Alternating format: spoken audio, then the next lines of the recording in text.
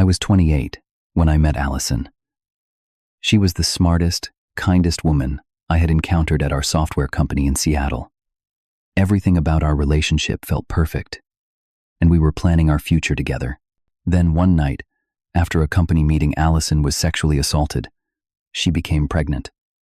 I made the painful decision to break up with her when she decided to keep the baby. Before I continue this emotional story, let me know where you are watching from, and hit subscribe if you want to hear more real-life stories like this one. I had been working as a software developer in Seattle for about 4 years when everything happened. My life was pretty routine back then. I would wake up, stop at the same coffee shop for a large americano, then head to our office overlooking Elliott Bay. I was part of a team developing enterprise solutions for healthcare systems. Important work, but nothing that kept me up at night. Outside of work, my life was simple and somewhat lonely. I had friends, sure, but no one special to share my achievements or disappointments with. That all changed the day Alison walked into our office. She had just been hired as a marketing specialist to help launch our newest software suite. The first time I saw her, she was giving a presentation about market positioning to our department. She was confident, articulate, and had this infectious laugh that made everyone in the room smile. I remember thinking how different she was from the other marketing people I had worked with. Alison actually took time to understand the technical aspects of what we were building. After her presentation, she approached me with specific questions about the software architecture. That conversation by the water cooler turned into lunch, which eventually led to dinner that weekend. Alison was everything I had been looking for without even knowing it. She was fiercely independent, but also incredibly thoughtful. She could talk for hours about books, politics, or the latest technological innovations.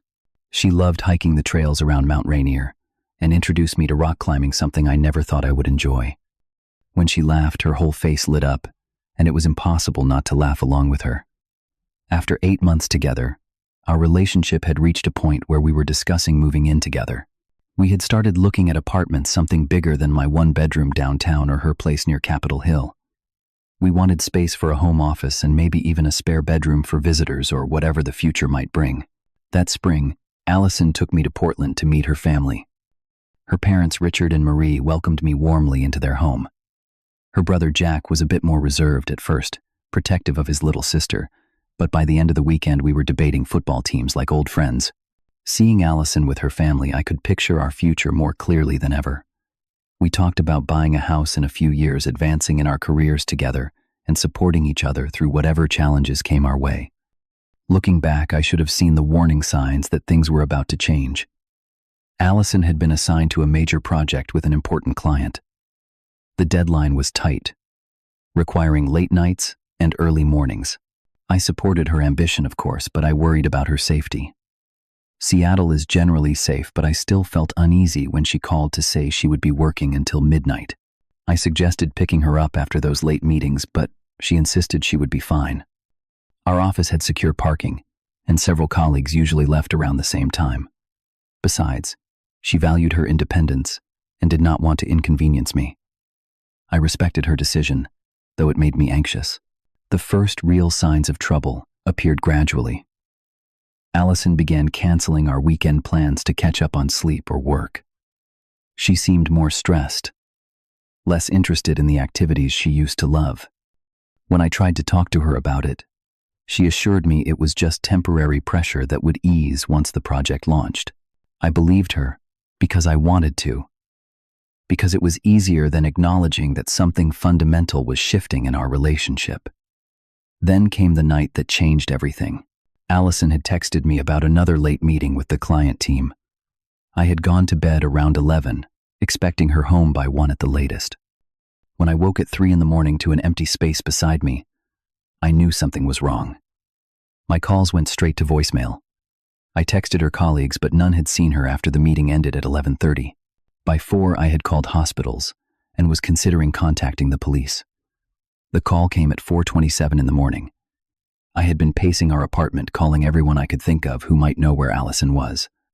When my phone finally rang, I lunged for it, nearly dropping it in my panic. The voice on the other end was professional, clinical, a nurse from Harborview Medical Center. Alison had been admitted. She had been assaulted. Could I come right away? The drive to the hospital exists in my memory as a series of disconnected images. Red traffic lights that I barely registered. The empty parking garage. The two bright fluorescent lights of the emergency department. The smell of antiseptic that seems permanently associated with bad news. When I finally saw Alison, it took everything in me not to break down. Her beautiful face was bruised. A cut above her right eyebrow, held closed with butterfly bandages.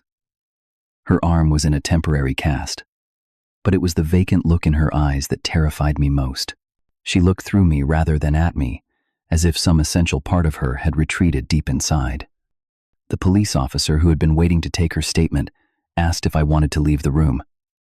Alison gripped my hand with surprising strength and shook her head. So I stayed, and I listened, as she described in a flat, emotionless voice how Thomas, one of our senior developers, had followed her to her car after the meeting. Thomas had always been friendly with Alison, sometimes too friendly. She had mentioned his persistent lunch invitations to me before, but neither of us had seen any real threat. He was just socially awkward, we thought. That night, he had been drinking at the client dinner. He caught her alone in the parking garage. When she rejected his advances, he became violent. The next few days were a blur of police statements, medical examinations, and meetings with the Human Resources Department. Our company acted swiftly once the police were involved. Thomas was arrested, fired, and charged with assault and battery.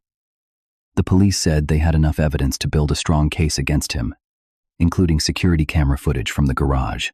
I tried my best to be there for Alison through all of it. I took time off work to drive her to appointments. I learned how to make the chamomile tea with honey that helped her sleep. I researched trauma counselors until we found one she felt comfortable with. But despite my efforts, I could feel Alison pulling away from me. She flinched when I touched her unexpectedly. She spent hours in the shower. She woke screaming from nightmares she refused to describe. Just as we were beginning to establish a new normal, another bombshell dropped. 6 weeks after the attack, Alison discovered she was pregnant. The timing left no doubt about the father. I remember sitting on the edge of our bathtub, staring at the positive pregnancy test, feeling like the floor had dropped out from beneath me. We talked about options, of course. I tried to be supportive while she considered all possibilities, but when she began to suggest that she might want to keep the baby, I felt a wave of panic and revulsion that I could not hide. How could she want to raise a child conceived in such violence? How could I look at that child every day and not see the face of the man who had hurt her? Our disagreement started small, just different perspectives that we thought we could work through together. But as the weeks passed and the deadline for a decision loomed closer, our positions became more entrenched. Alison began to speak of the baby as innocent, separate from the circumstances of its conception. She talked about not wanting to punish the child for its father's crimes. I tried to understand her perspective. I read articles about women who had made similar choices. I even spoke to a counselor myself, trying to find a way to accept what she was asking of me. But every time I imagined our future with this child, all I could feel was resentment and fear. Would I be able to love it? Would I unconsciously hold it responsible for the trauma we had experienced? The more certain Alison became about keeping the baby, the more our arguments escalated. What had begun as calm discussions transformed into tearful confrontations. I suggested adoption as a compromise. She accused me of not respecting her choice. I felt she was not considering what she was asking of me. We were at an impasse, both hurt, both unable to see a way forward together. 3 months after the assault, we decided to talk with Alison's family about the situation. We drove to Portland on a rainy Saturday, the tension between us making the 3-hour journey feel much longer. Richard and Marie had been supportive throughout Alison's recovery, calling daily and visiting twice. They knew about the pregnancy, but not about our conflict over it.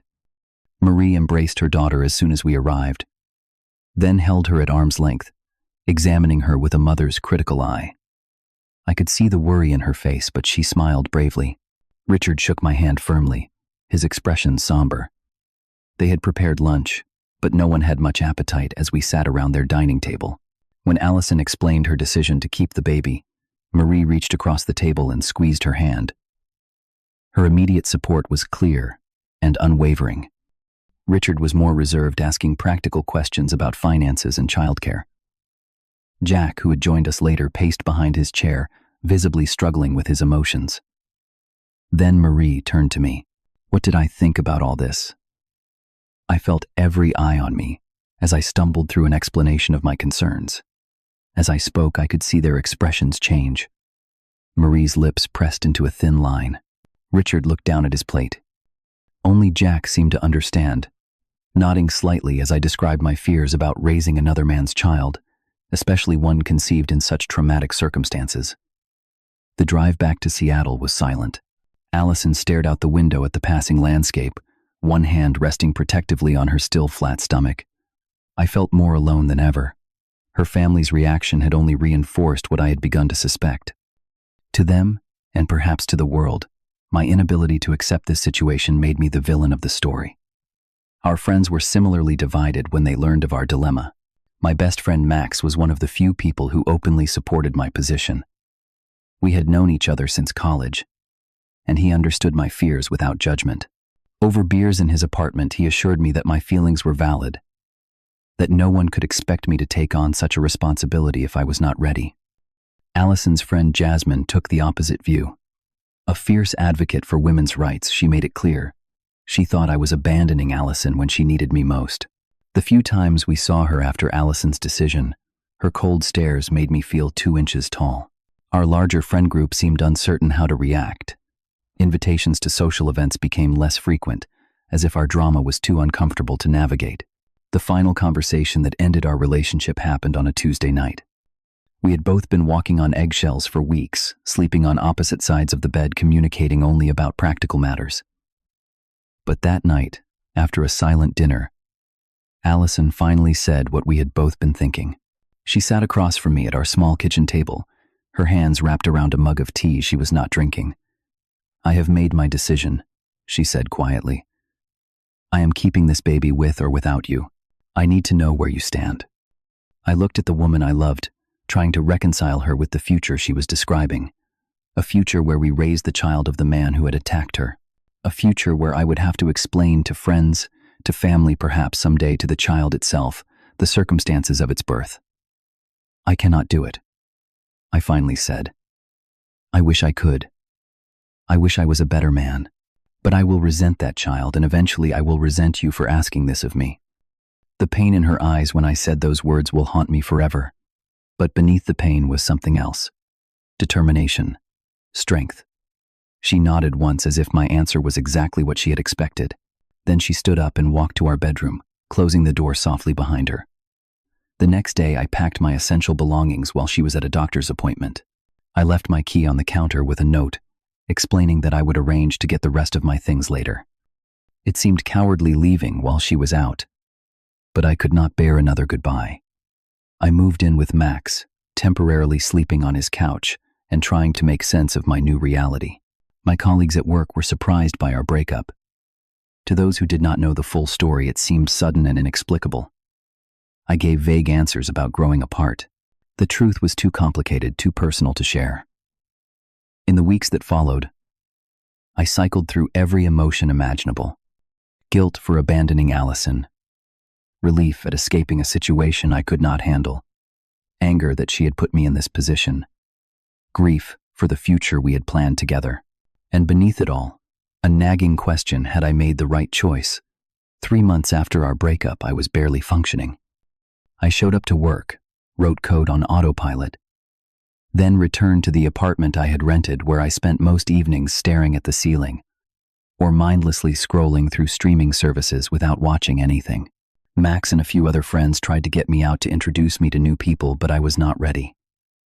My heart was still with Alison, even as my mind remained convinced we could not be together.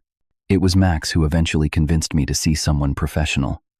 He had watched me spiral downward long enough, he said. Either I talked to someone qualified, or he was calling my mother. Faced with that threat, I made an appointment with a therapist named Sarah. My first session with Sarah was uncomfortable. I spent most of it defensive, trying to convince her and myself that I had made the only choice possible. To her credit, she did not push or judge. She simply asked questions that forced me to articulate feelings I had been avoiding.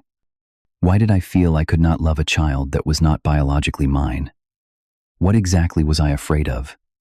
Had I considered that many men successfully raise children who are not biologically theirs? These questions lingered with me after our sessions, forcing me to confront assumptions I had never examined. After a month of weekly therapy, I had a chance encounter that shook me even further. I was at a coffee shop near my new apartment when I spotted Jasmine, Alison's friend, ordering at the counter. My first instinct was to leave before she saw me, but something made me stay. When she turned and noticed me, her expression hardened, but after a moment's hesitation, she walked over to my table. I expected recrimination anger. Instead, after an initial awkwardness, our conversation took a surprising turn. She had just come from visiting Alison, who was now 5 months pregnant and showing. Alison was doing well, she told me. She had joined a support group for single mothers. Her family was being incredibly supportive. She had even received a promotion at work, her bosses recognizing her resilience and dedication. I was genuinely happy to hear that Alison was thriving, though it made my own struggles seem pathetic in comparison. When I said as much, Jasmine's expression softened slightly. She admitted that while she still thought I had made a selfish choice, she could see that I was suffering too. Before she left, she said something that stuck with me. You have the right to choose your path, Derek, just like Alison does. But walking away is not always the solution to a problem you are afraid to face. That weekend, I called my mother. We had always been close, but I had been avoiding her calls, ashamed to admit how my relationship had ended. When I finally told her everything, her response surprised me. She was quiet for a long moment, then asked if I knew the full story of my own birth. I knew the basics, of course. My biological father had left when I was an infant. My mother had raised me alone until meeting my stepfather when I was 4. They had married when I was 6, and he had formally adopted me a year later. I had always considered him my real father. The man who had taught me to ride a bike, helped with my homework, and walked me into my college dormitory. What I had not known was that my mother had been in an abusive relationship with my biological father. She had become pregnant shortly before, gathering the courage to leave him. Like Alison, she had chosen to keep her baby despite the difficult circumstances of conception. And my stepfather, the man I called Dad, had chosen to love another man's child as his own. I heard the parallels to my own situation immediately, of course. But my mother did not press the point. She simply said that sometimes the bravest thing a person can do is to open their heart when every instinct tells them to close it. Then she changed the subject, giving me space to process this new information. In the weeks that followed, I found myself thinking differently about Alison's choice and my own. I began reading books about trauma recovery and support for survivors. I joined an online forum for partners of assault survivors, where I found others struggling with many of the same feelings I had experienced. I also started attending a support group for step-parents and blended families. I was not exactly in their situation, but listening to their stories of overcoming initial reservations to form loving bonds with non-biological children gave me a new perspective. One man in particular, David, became something of a mentor to me. He had married a woman with a child from a previous relationship that had ended badly. His descriptions of his initial fears, followed by the profound love he now felt for his stepdaughter, resonated deeply with me. Gradually, I began to recognize that my reaction had been based more on fear than on any real inability to love Alison's child. I feared I would see the attacker in the baby's features. I feared I would be reminded of the trauma every time I looked at the child. I feared I would fail at being the father this child would need. But what if those fears were unfounded? What if, like my stepfather, like David, and countless others, I could choose to see this child as an innocent deserving of love, rather than a reminder of pain? By the 6-month mark after our breakup, I had reached a turning point. I still loved Alison. That had never changed. And I had come to believe that I could love her child too, if given the chance. The question was whether it was too late to repair what I had broken. I spent weeks drafting a letter to Alison. I wanted to express everything I had learned and felt since our separation, but I was terrified of coming across as expecting forgiveness. In the end, I wrote simply and honestly about my journey. I explained how therapy conversations with my mother and my support groups had helped me understand my initial fears. I acknowledged that I had failed her when she needed me most, and that I did not expect a second chance. But if she was willing, I wanted to talk. I did not hear back immediately. A week passed, then 2. I assumed she had moved on completely, and I could not blame her. Then, on a Tuesday afternoon, I received a text message. Alison would meet me that weekend at the park, where we had spent so many Sunday afternoons together. She set clear boundaries. This was just a conversation, not a reconciliation. She needed to protect herself and her baby. In preparation for our meeting, I took concrete steps to show my commitment to change. I enrolled in parenting classes at the community center. I read books about pregnancy and child development. I even began putting together a list of resources for families affected by sexual assault, thinking it might be useful to her regardless of what happened between us. When the day arrived, I got to the park an hour early, too anxious to sit at home. I watched families play frisbee, couples walk hand-in-hand, dogs chase after tennis balls. Normal, everyday scenes that had once been part of my future with Alison. When she finally appeared on the path, my heart nearly stopped. She was visibly pregnant now, her hand resting protectively on her rounded belly. Despite everything, she looked beautiful, her face fuller, her skin glowing. She had cut her hair shorter, a practical shoulder-length style that suited her. She approached cautiously, sitting on the bench beside me, with careful movements. Our conversation started awkwardly. We exchanged pleasantries about work, the weather, mutual friends. Then, gathering my courage, I apologized properly, face to face. I told her I had been wrong, that my fears had been real but not insurmountable, that I had let her down in the worst possible way. Her initial response was guarded.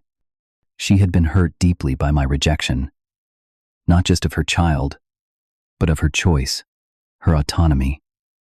She had spent months rebuilding her life without me, learning to rely on herself and a support network that did not include me. She did not need me back in her life, she made that clear. But as we continued talking, walking slowly around the park, something shifted. She asked about my therapy, about what had changed for me. She listened without interrupting as I explained my journey, the revelations about my own family, the work I had done to understand her perspective. When I mentioned the parenting classes, she looked genuinely surprised. Before we parted, she agreed to meet again the following week. No promises, she emphasized, just another conversation. But it was more than I had dared hope for.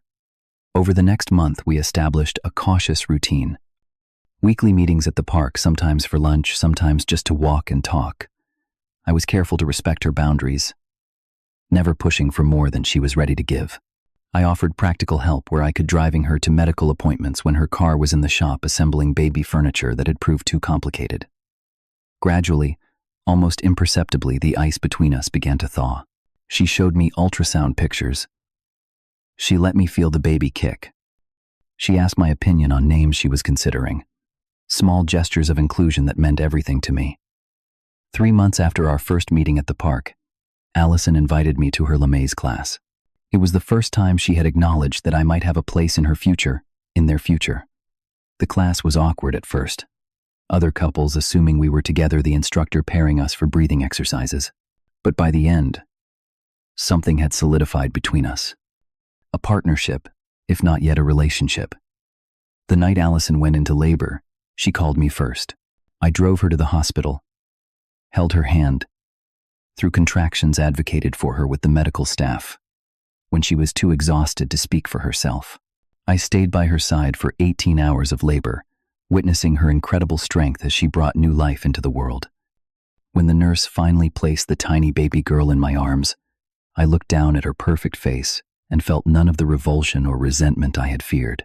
Instead, I felt a surge of protectiveness, so powerful it took my breath away. This was not the child of a monster. This was Alison's daughter. And in that moment I knew she could be mine too if I was brave enough to claim her. Alison named her Emma. As she recovered in the hospital, we had the most honest conversation of our relationship. I told her I wanted to be part of their lives in whatever capacity she would allow. She admitted she had never stopped loving me, even when she hated me for leaving. We agreed to take things slowly, to put Emma's needs first, to continue with our individual and joint therapy. 1 year later, Emma took her first steps in the living room of the house we had bought together. Alison and I had married in a small ceremony with just family and close friends. I had legally adopted Emma, whose birth certificate now bore my name as her father.